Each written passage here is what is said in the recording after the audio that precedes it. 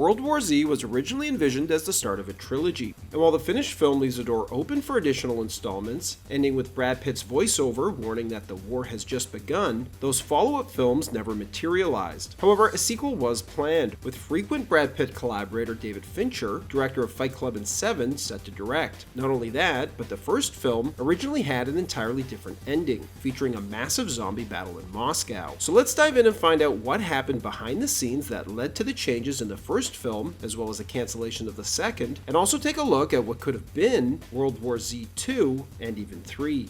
Before we dive in, a huge shout out to this video's sponsor, War Thunder, the ultimate free-to-play, cross-platform game that throws you into massive, adrenaline-pumping battles. In War Thunder, you'll command legendary tanks, aircraft, and warships. Everything from mid-20th century machines to cutting-edge tech. The attention to detail is honestly unreal, with each vehicle feeling unique, both visually and in how they handle in combat. You can fully upgrade and customize your vehicles with new modules, skins, and more. Plus, use advanced tech like guided missiles, night vision, and even drones. You can even call in a nuclear strike when the battle gets intense. And it's also not just about health bars. War Thunder's damage model means every hit counts. Cripple a tank, set an aircraft on fire, or witness the destruction up close with X-ray mode. And with the new Dance of Dragons update, you can dive into a whole new lineup of vehicles. Command French combat boats, unleash the power of the American A-10 Thunderbolt II and F-111 bombers, try out the revamped BMP Puma, or defend yourself with the British Stormer air defense missile system. War Thunder has made tons of improvements based on your feedback. Plus, take to the skies with the two top-tier Chinese fighter jets, the J-10A and JF-17. Experience the thrill of high-speed action, strategic gameplay, and non-stop adrenaline in War Thunder, where heroes are made and legends are born. Download War Thunder for free by using the link in the description. All new players and those who haven't played War Thunder for half a year or more will receive some special bonuses and even more gifts. So hurry up, because the American Vehicle bonus season will end soon. After Brad Pitt acquired the rights to adapt Max Brooks' novel, Pitt's production company, Plan B Entertainment, hired Babylon 5 creator Joseph Michael Straczynski to turn Brooks' novel into a script. However, this was no easy feat, since the novel is structured as a series of personal accounts told to and recorded by an agent of the United Nations Post-War Commission, detailing the experiences of survivors from around the world during a devastating zombie plague. Straczynski's version of World War Z would have stayed closer to the format of the novel, and would have been more of a conspiracy thriller like All of the President's Men. In this version, Jerry is tasked with investigating how the zombie outbreak happened, now that the immediate threat has been largely neutralized. However, as he travels the world, interviewing low-level bureaucrats who know little and high-ranking officials who dodge his questions, he begins to realize that the investigation is a sham, a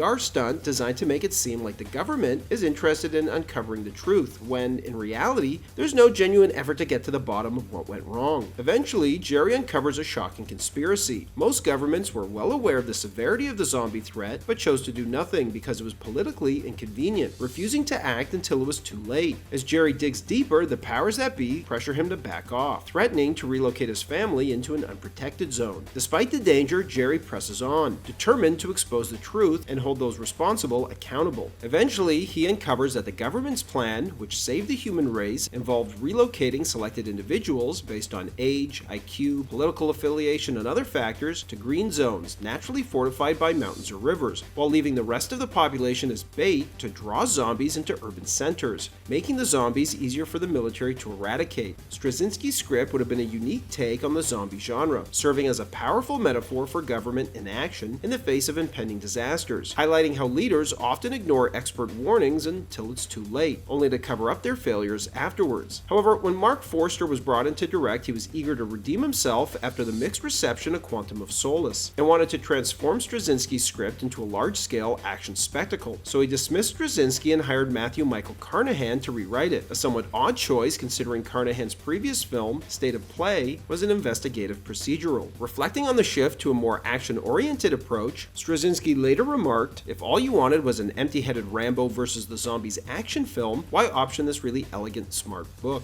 After the script was rewritten, the original third act was completely different from what appeared in the final film, with the story going in a different direction after Jerry boards the plane to escape Jerusalem. Instead of a stowaway zombie causing chaos mid-flight and leading to the plane crashing, the original version has the plane touching down safely in Moscow, where the military rounds up the passengers, forcibly drafting them into the army. From here, the story jumps forward in time, showing Jerry as the leader in Russia's zombie militia, training new recruits to fight and survive while living in underground tunnels. In one scene, Jerry and his team observe zombies huddled around a fire for warmth. As the warmer ones are sent out to attack, the colder ones stay behind to heat up, mirroring how penguins rotate between the colder outer edges and the warmer center of their huddle, demonstrating how zombies, like animals, work together. Eventually, Jerry convinces the Russian commanders to use the Russian winter to their advantage. The film ends with a climactic battle with the undead laying siege to Moscow's Red Square, as the Russians and their army of enslaved militia turn the tide against the zombies thanks to Jerry's tactics. Afterwards, Jerry, who has been out of communication with his family this entire time, is finally able to get his wife on the phone, who reveals that she's in a refugee camp in the Everglades, which operates on a barter system, and the only thing she has to trade is herself, as we see that she's in a reluctant relationship with the soldier played by Matthew Fox, who helped rescue her, Jerry, and her family from the rooftop at the beginning of the movie. Jerry, determined to rescue his wife and family, leads his ragtag crew across Russia and then onto boats to the United States, as the film ends with them storming the Florida beaches against hordes of zombies. So why was the ending changed? After screening a rough cut of the film, while everyone thought the first two-thirds of the movie were solid, the final act was, according to Pitt, atrocious. Reports have also stated that it was rushed, incoherent, and poorly shot. As a result, screenwriter Damon Lindelof was brought in to help find a solution, and he proposed two options. Option A was to rewrite and reshoot certain scenes to improve the film, while option B was far more drastic. Cut everything after Jerry leaves Jerusalem and completely rewrite the third act. In a surprising move, Paramount chose option B, opting to spend more money to overhaul the ending rather than patching up something that wasn't working and just releasing it to the public to make an easy buck.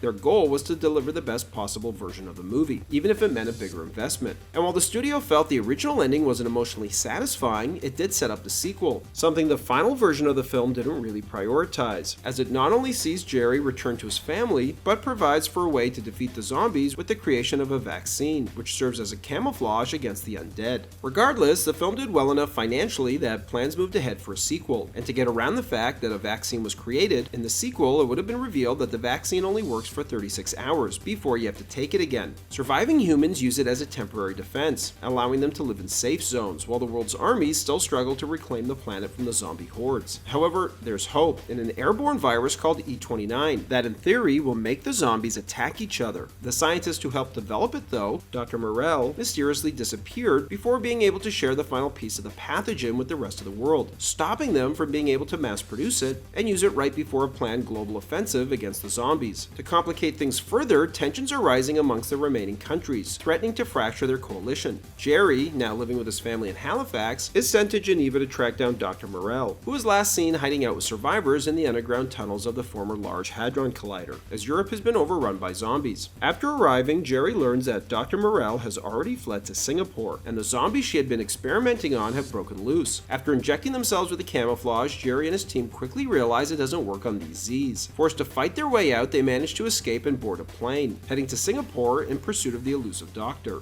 Once Jerry tracks her down, Dr. Morell reveals that while E29 works, it stops the camouflage from working too. She's been trying to fix it and is in Singapore looking for a Nobel-winning scientist for help, but he's fled to a flotilla of massive vessels strapped together floating in the ocean. To reach him, they need to get to a UN base on an island by boat, which means going through downtown Singapore. However, because these Z's haven't been infected by Morell's faulty biological weapon, camouflage will still work on them. But since everyone in the group is near the end of their previous camouflage cycle, they can't re-inject themselves yet and have to make it to the boat before it wears off. Of course, the camouflage wears off, forcing them to have to then fight their way to the harbor, which they eventually reach and escape on a boat to the UN base on an island, and then fly to the flotilla of boats in the ocean where they find the scientist, who is unable to fix the E29 pathogen as they learn that the disease is now airborne, after it mutated following Morell's failed attempts at trying to make the E29 pathogen airborne. As tensions rise between the nations of the world, the flotilla is attacked by the Chinese, as Jerry decides to flee to a radio building in Bangladesh to broadcast the final piece of the E29 pathogen, so that it can be mass-produced around the world, regardless of the fact that it renders the camouflage useless, deciding that it's better to fight than to hide. So what went wrong? While Brad Pitt succeeded in bringing frequent collaborator David Fincher on board to direct, the project was ultimately cancelled for several reasons. First, Pitt and Fincher's schedules never seemed to line up, as both were busy shooting other movies, delaying the start of production. Second, the movie's massive budget was difficult to justify, especially considering that films of this scale usually are expected to yield a much larger return than what the first film pulled in. And finally, China, the most crucial market outside the US, has a ban on zombie films, significantly reducing the potential box office and likely contributing to the first film's underperformance internationally, as it was never released in China. David Fincher later admitted he was relieved the film was never made, noting it would have ended up feeling somewhat similar to The Last of Us, which, as a TV series, has the advantage of having more real estate to explore the same stuff. Even Fincher's planned title sequence for the film, a signature element of many of his works, would have been reminiscent of the one used in the show. Reflecting on the original trilogy plans and director Mark Forster's decision to rewrite Straczynski's original script that stayed true to the book, Carnahan would say that Straczynski's script about a guy traveling the world investigating what went wrong should have been saved for the third film, as he believed that you couldn't call the first movie World War Z without actually showing the actual world war against the Z's. Thanks for watching, everybody, and don't forget to like and subscribe to Bullets and Blockbusters for more great content.